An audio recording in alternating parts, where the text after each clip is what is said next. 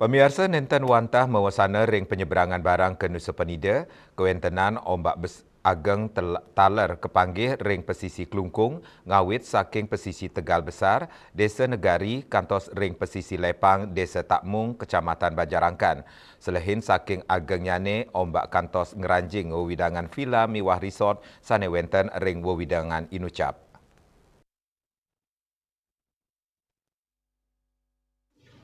Anuden gatres sane kepanggih ring lapangan ombak ageng sampun ngelimbak ring pesisi Lepang sawetara galah siki tengahi galah hidipi.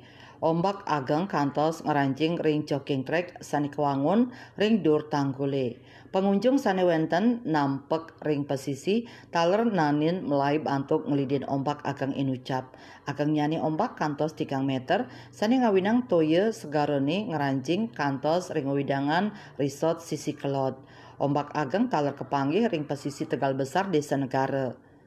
Ageng nyane sawetara 3 meter toyo segarane kantos ngeranjing ring wewidangan villa sane wenten selantang pesisi Tegal Besar. Silih tunggil krama ninyoman soke sane nuenang warung nampek sisi talam rasa yatna-yatna pisan pet prade ombake ageng kantos ring daratan. Manut soke kahanan ombak ageng puniki sampun memargi daweg kalih rahinane lintang.